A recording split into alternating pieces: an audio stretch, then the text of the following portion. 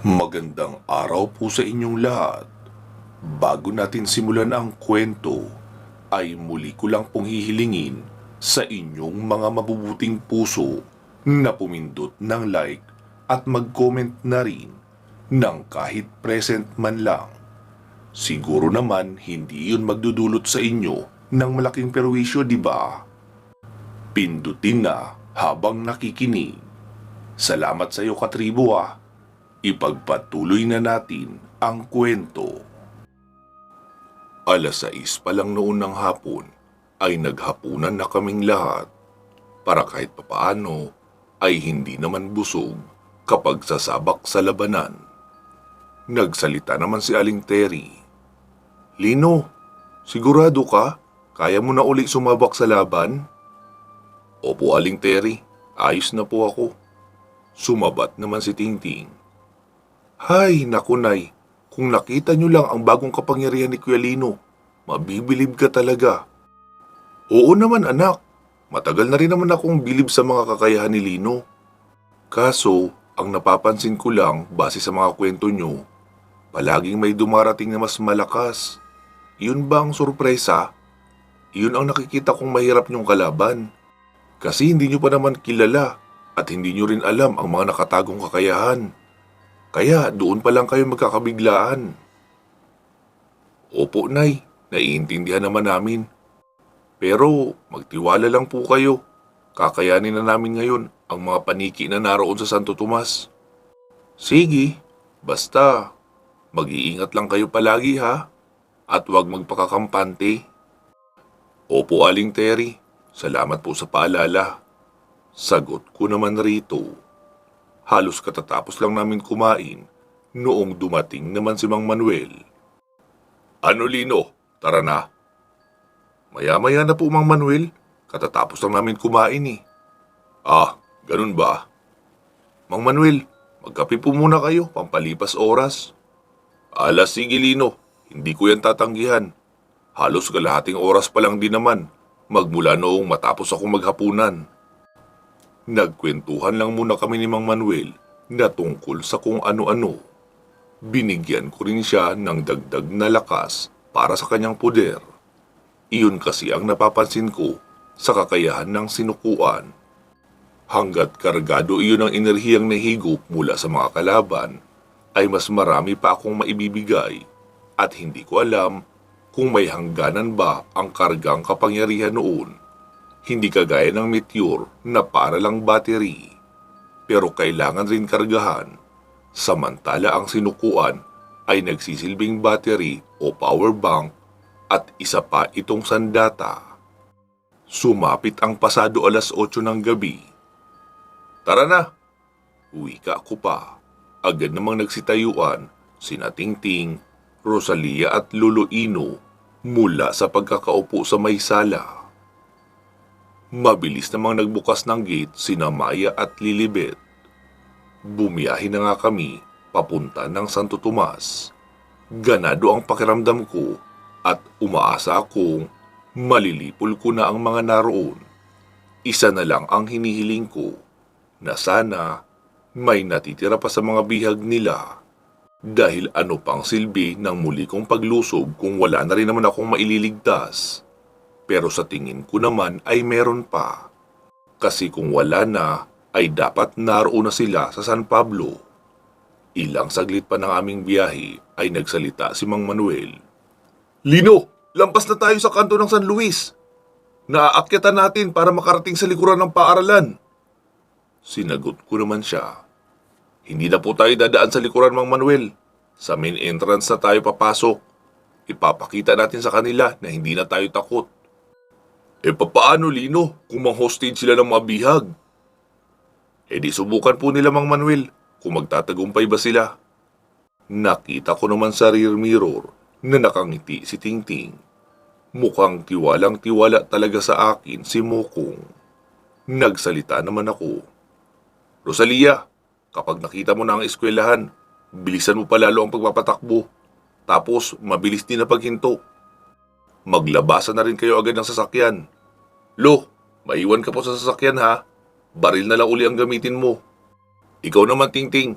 Kayong tatlo ni Mang Manuel at Rosalia ang magkakasama sa tali. Huwag kayong masyadong lumapit sa akin.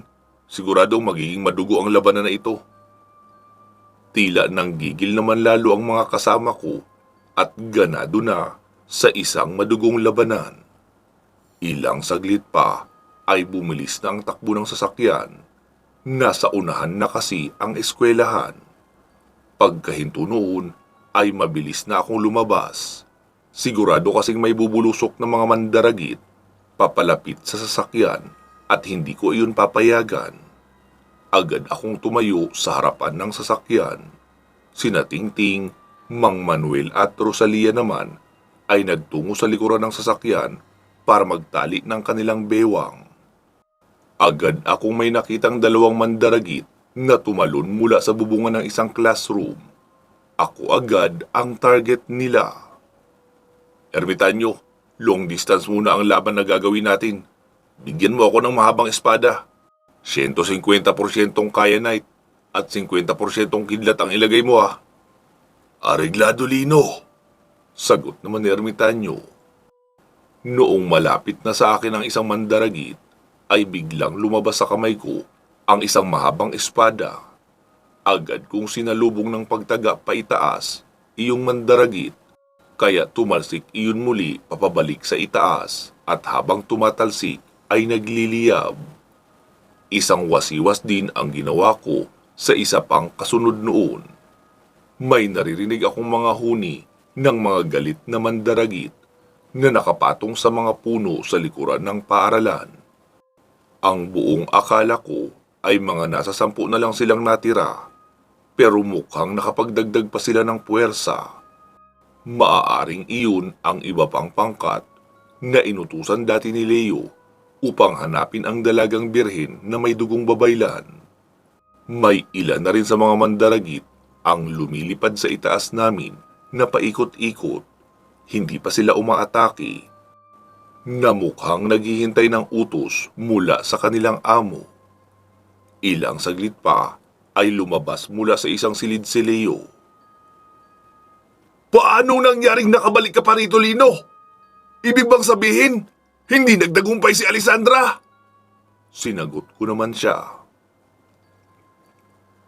Nagtagumpay naman siya, Leo, sa pagbubura ng utak ko. Kaya nga, pinatay ko na siya ng tuluyan eh. Tsaka, huwag ka na mag-abalang kontakin siya. Dahil kahit sa Astra ay wala siya roon. Totoong patay na siya. Iyong patay na wala ng balikan. Dahil pati ang kaluluwa ay kasama kong pinatay. Hindi iyon maaari! Si Alessandra ang isa sa may pinakamalakas na antas ng kapangyarihan sa pamilya namin. Ah, ganun ba? Ako naman ang may pinakamalakas na panghigop ng kapangyarihan. Kaya kahit gaano pa siya kalakas, ay kaya ko na siyang paslangin. Nakita kong gigil na gigil si Leo sa mga sinasabi ko sa kanya. Maaaring hindi siya makapaniwala na magkikita pa kaming muli.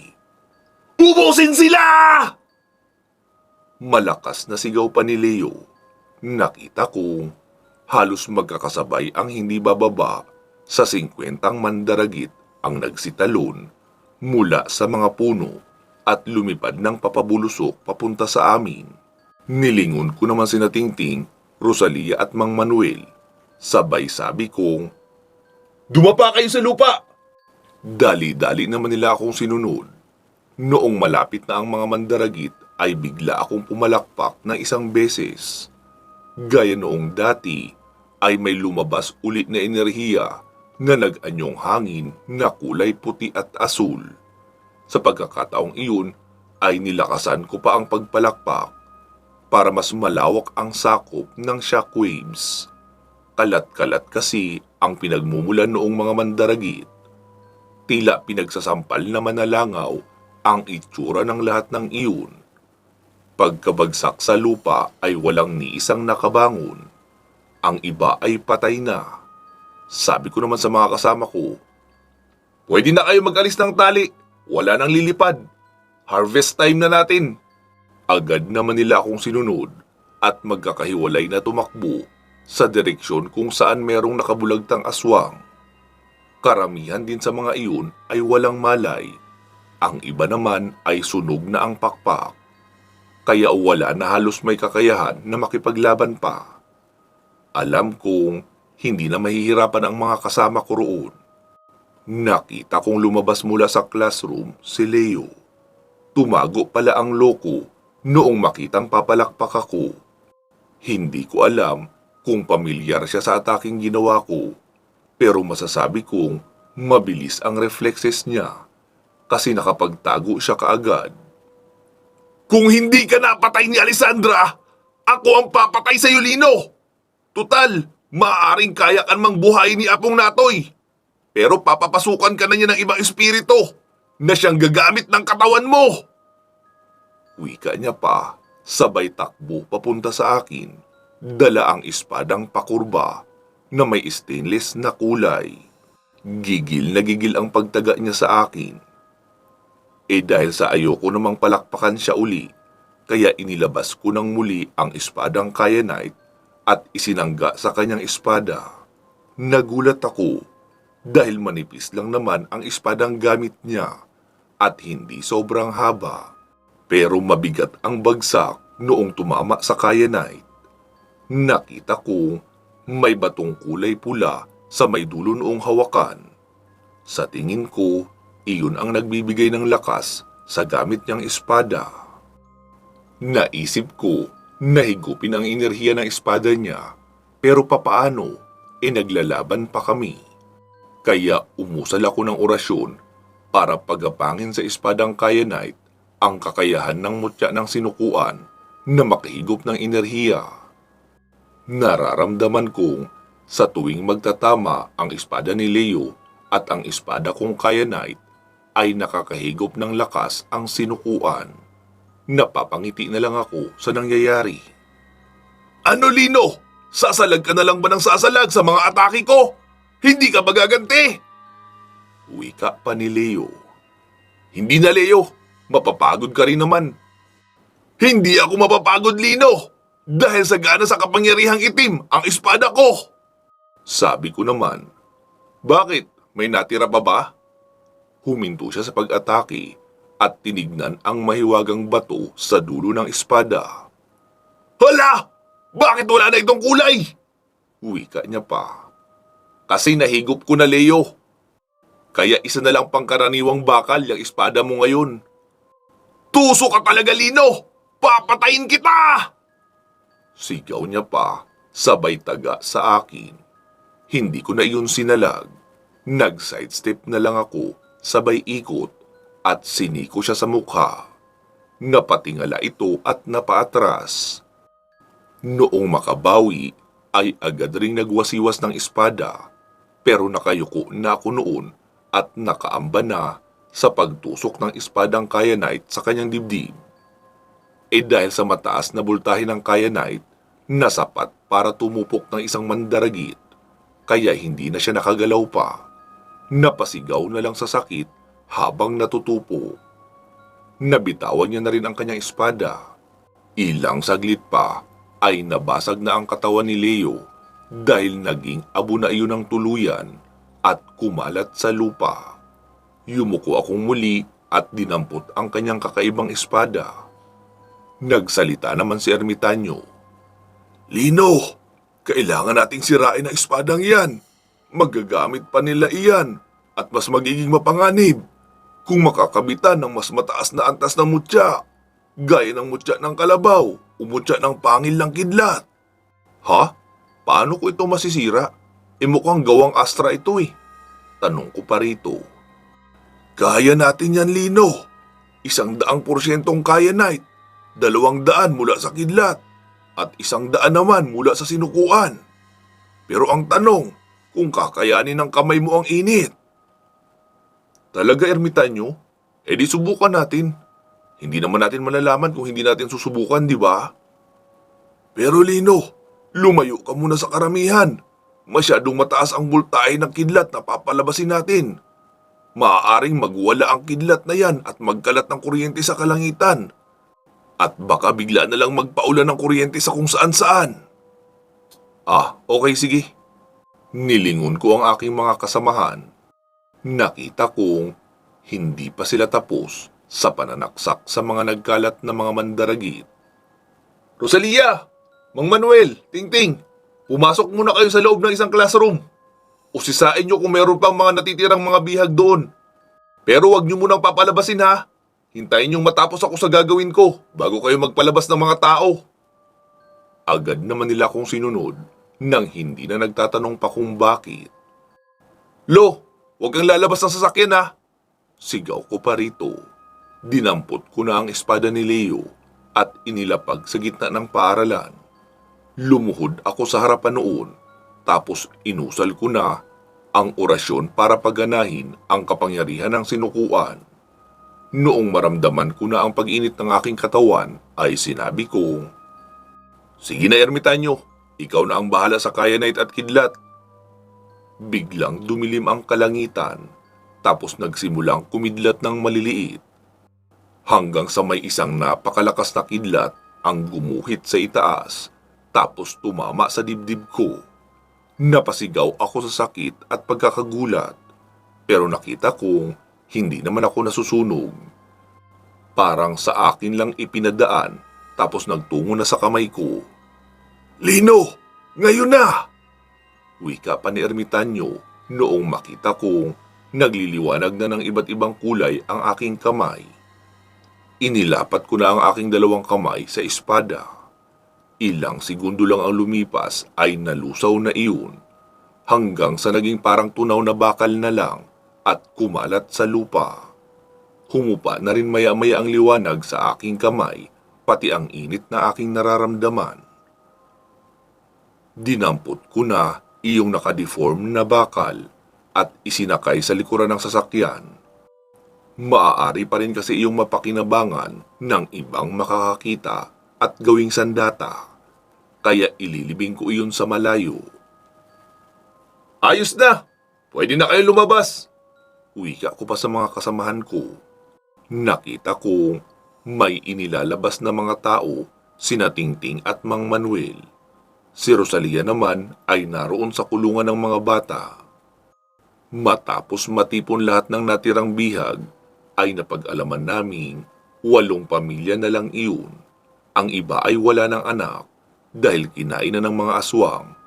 Ang iba naman sa mga bata ay wala ng magulang dahil napaslang na rin. Doon ko nakilala si Alan, ang pinakabatang barangay kagawad sa lugar na iyon. Ayon pa sa kanya, kasama sa mga naunang napaslang ang kapitan ng kanilang barangay at iba pang mga opisyal. Noong una naming tangka sa pagliligtas sa kanila, kinausap ko ng masinsinan si Alan, bali 2 kami ni Mang Manuel ang kumausap sa kanya. "Alan, makinig ka. Ito si Mang Manuel, isa siyang purok leader sa San Pablo. May kaunti na rin siyang kaalaman sa lihim na karunungan dahil ako mismo ang nagturo sa kanya. Isa akong babaylan. Ang gusto ko sana ay magtatag ka ng isang ligtas na pamayanan dito sa Santo Tomas. 8 pamilya na lang kayong natitira dito sa lugar nyo. I-assign mo ang mga naiwang bata sa bawat pamilyang natitira. Ampunin nyo ang mga naulila. Tutulungan kayo ni Mang Manuel na makapagsimulang muli, pati na sa paglaban sa mga aswang kung sakaling may manalasa uli dito. At kung may mga lilikas papunta rito, ay tanggapin nyo. Para unti-unti ring dumami ang populasyon nyo dito." Sumagot naman si Mang Manuel, "Baka dito ko ilagay ang ibang pamilya na lumikas din mula sa iba't ibang mga bayan na sinalanta ng mga aswang. Sa susunod na mga araw ay babalik ako rito, Alan. Dadalhin ko ang grupo ko sa ronda para tulungan kayong magsaayos ng mga bahay na inyong titirhan. Pumili na lang kayo ng pinakamaayos na bahay na pwede nyong tirhan at iyon ang pagtitibayin natin lalo. Tutulungan din namin kayo sa pagtatanim ng kamuting kahoy, mais at mga gulay para may makain kayo sa mga susunod na buwan. Sapat ang dami namin para matulungan kayo. Lagpas 50 na ang bilang namin. Mapapadali ang trabaho kapag may tumutulong."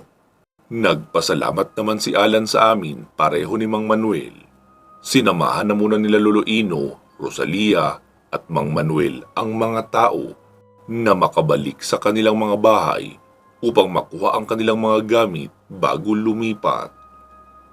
Pansamantala ay si Mang Manuel at si Alan ang mamumuno sa 8 pamilya para sa pagsisimula ng rehabilitasyon. Ako naman at si Tingting ay sinusunog ang mga bangkay ng mga mandaragit gamit ang kyanite. Ang iba kasing mga bangkay ay naroon sa likuran ng mga classroom, kaya hinihila ni Tingting papunta sa may harapan para madali kong masusunog isa-isa. Mas mabilis iyon dahil aabuhin ko na lang para wala nang bumaho pa. Pasado 12:00 ng madaling araw, noong makabalik ang tatlo. Kami naman ni Tingting ay nakasandal lang sa isang classroom habang nagpapahinga. Lumapit sa akin si Mang Manuel. Ayos na sila, Lino. Nailagay na namin sa mga matitinong bahay. Paano ba yan, Mang Manuel? May dagdag responsibilidad ka na naman tuloy. Dati, San Pablo lang. Ngayon, hawak mo na pati Santo Tomas. Ayos lang ito, Lino. Mas lalo ang nabubuhay ang dugo ko dahil pakiramdam ko, nakita ko na ang purpose ko sa buhay. Hindi na ako ngayon isa lang magsasaka. Kaisa na rin ako sa pagprotekta sa mga tao at tulungan na rin silang mabuhay ng marangal at hindi malugmok sa kahirapan. Maraming salamat sa iyo, Lino. Hindi mo lang ako tinulungan na mailigtas laban sa mga aswang. Tinuruan mo rin ako na magkaroon ng mas malinaw na direksyon sa buhay. Wala po yun, Mang Manuel. Tara na po, uwi na tayo. Ilang oras na lang, titilaok na ang mga manok. Sige, tara na. Sagot niya naman at nagtungo na nga kaming lahat sa sasakyan at bumiyahin na papauwi ng San Pablo. Pagkarating sa bahay ay inaya muna namin si Mang Manuel na saluhan kaming kumain. Nagulat nga ako dahil may bagong sinaing na kanin at maraming adobong manok na bagong luto. Nay, himala! Nagluto kayo ng madaling araw. Bulalas pa ni Tingting. Abay, oo naman anak, kasi sigurado akong darating kayong gutom. Sige na, magsiupo na kayong lahat sa pagkainan at maghahain na kami. Tila nagningning naman ang mga mata naming lahat sa nakikita dahil bagong luto ang kanin pati ang ulam. Ipinagtimpla na rin kami ni Aling Terry ng kape. Katulong niya naman sa paggawa noon sina Tinay at Lilibet. Napapansin ko ang palihim na tingin ni Lilibet sa akin at ngingiti. Pero kapag nakaharap si Rosalia ay hindi niya ako tinitignan. Matapos makakain ay nagpaalam na si Mang Manuel na uuwi na sa kanila. Pinadalhan naman siya ni Aling Terry ng adobong manok para sa kanyang pamilya dahil marami naman daw ang niluto nito. Lino, alam mo ba na sayo rin ang manok na niluto ko? Wika pa ni Aling Terry. Sabi ko naman, ha? Wala naman po akong inalaga ang manok dito ah. Ano ka ba, Lino? Di ba binilhan mo ng maraming alagang manok ang pinsan nitong si Tingting na si Jade? Iyong binigay mong kabuhayan package para sa kanila ni Mama Fina? Sobrang dami na ngayon. Malaki na nga ang poultry business nila eh. Regular na rin sila makapag-supply ng itlog sa palengke.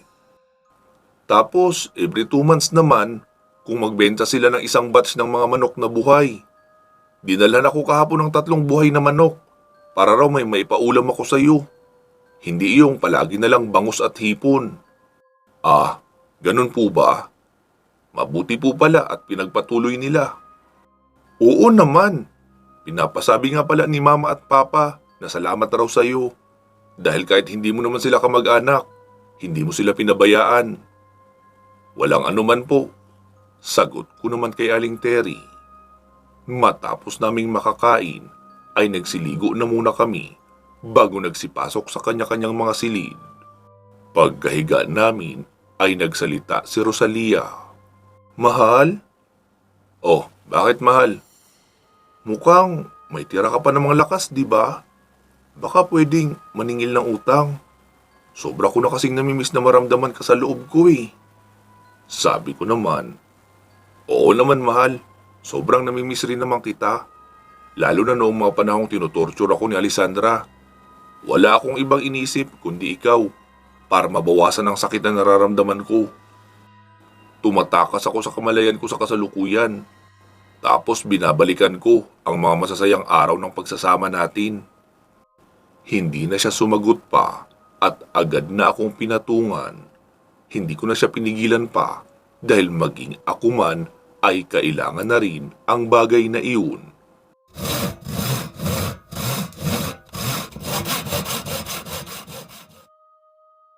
Pansamantala muna nating puputulin dito ang ating kwento. Magsama-sama tayong muli sa part 185.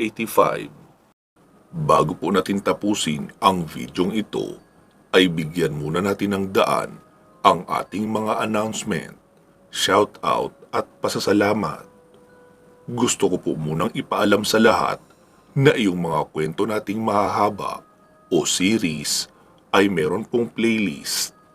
Minsan po kasi, mahirap hanapin ang kasunod na part, lalo at paiba-iba ang design ng cover at hindi rin magkakasunod na araw ang pag-a-upload. Meron pong playlist ha, iyong Aswang Killer, mga kwento ni Babaylang Rico, Lagim at Teknolohiya ni Exie, Birador na pinagbibidahan ni Rafael. Siya nga po pala, ang karugtong ng Birador ay iyong kwentong Bangkilanon Hunters. May playlist na rin po ang Revolusyon. Sana ay masubaybayan nyo rin iyon. Bukwan lang iyon ha, at wala ng karugtong. Ang dulo noon ay part 59 lang, wala ng kasunod. Ibig sabihin, malapit na ang pagtatapos noon. Sana ay mapakinggan nyo dahil ako na mismo ang magsasabing maganda ang kwentong iyon. Lalo kung mapapakinggan nyo ng naka-playlist dahil sunod-sunod. Naroon ang aksyon, drama, horror na may kasamang exorcism, pati pakikipaglaban sa mga extraterrestrial. Siksik sa labanan na pinaghalo ang modern technology at ancient powers. Kaya magaling talaga ang pagkakagawa at pagkakanarrate noon. Sana po ay inyong mapakinggan ng buo. Uulitin ko lang po ha, may playlist na iyon at malapit na ang finale. Magtungo na po tayo sa ating mga shoutout at pasasalamat. Unahin na natin si Ma'am Aida Lasimet Calfe ng Qatar. Maraming salamat po ma'am sa inyong solidong pagsuporta sa ating channel at mga projects. Sana po ay magtuloy-tuloy na ang inyong paggaling. Naway bigyan din kayo ng mahabang buhay at malusog na pangangatawan ng ating poong may kapal. Pinapasalamatan din natin si Ma'am Connie Matias Narumi ng Japan. Ingat po kayo lagi dyan ma'am ha, at naway ilayo rin kayo sa sakit. Salamat din po kina Ma'am Bernadette Arcalas ng Cooks Island, kay Ma'am Alma A. Rosales at kay Ma'am Lynn Gentiliso ng Saudi. Maraming salamat po sa inyong patuloy na pagsuporta sa ating channel at ginagawa nating pagtulong sa mga batang pinabayaan ng kanilang mga magulang. Pinapasalamatan din po natin ang ating mga current channel members na nag-join sa pamamagitan ng pagpindot sa join button sa tabi ng ating channel name dito sa YouTube. Hi po sa inyong lahat. Salamat kina Ma'am Joby Taghap, Burns A., Maria Victoria, Jenny Mostrado, Kevin Nang, Georgina Bati, Rose Halandumon, Senya Hikom Luquias, Lito Bueno, Lu Kira, Click and Collect Manila, Sergeant Katz Dorms, Christine Olson, Nisefora Katambakan, Celsa Escartin, Yam in Japan, Jesmar Ocampo, at kay Dean Ciudadano. Pasalamatan na rin natin ang ating tatlong masisipag na group admin at moderator na sina Ma'am Ilongga Guapa, Ma'am Gilani Fernandez at Ma'am Gina Araga. Sa muli ay inaanyayahan ko po kayo na mag-like and follow sa ating Facebook page na ang pangalan ay Katotohanan at Misteryo. Active na rin po ang page na iyon at meron na iyong mga upload na horror stories araw-araw, kaya pwede rin kayo makinig doon. Last but not the least, Pinapasalamatan ko rin kayong lahat na mga regular listeners ng ating dalawang horror channels. Ito po ay ang katotohanan at misteryo at ang kwentong aswang comics. Siguraduhin nakasubscribe po kayo sa parehong channel ha. Pwede nyo na rin idagdag sa inyong pinakikinggan ang ating love story channel na ang pangalan naman noon ay Problema at Payong Kaibigan. Pero para lang po yun sa mga matured mag-isip ha at mahihilig rin sa kwentong pag-ibig. Kung hindi nyo naman trip ang mga ganong kwento, edi wag na lang po. Ayos lang din naman. Sana po ay patuloy pa rin kayong makinig kahit pa hindi ako ang boses na nagsasalita. Karamihan kasi ng mga mahabang series natin ay ipinapagawa ko sa ating mga guest narrator. Pero syempre, ang Aswang Killer, Lihim ng Medalyon at Kwento ni Babaylang Rico ay ako pa rin ang magnanarrate noon, pati na iyong mga single stories. Balikan nyo rin po sana ang mga luma nating video, iyong mga na-upload ng 2 years ago to present. Siguradong marami pa doon ang hindi nyo napapakinggan, lalo na sa mga bago lang dito sa ating channel. Maraming salamat po sa patuloy nyong suporta sa ating mga channels. Naway sa araw-araw nyong pagtambay sa YouTube ay kasama ang ating channel sa inyong dinadalaw. Kahit ako na ang huli nyong papakinggan, ay ayos pa rin iyon para sa akin. Masaya na ako doon at ipinagpapasalamat ko na ng malaki. Naway pagpalain kayong lahat ng ating puong may kapal at bigyan palagi ng malusog na pangangatawan. Magsama-sama po tayong muli sa iba pang mga paparating nating kwento. Mag-iingat po kayo palagi at hanggang sa muli.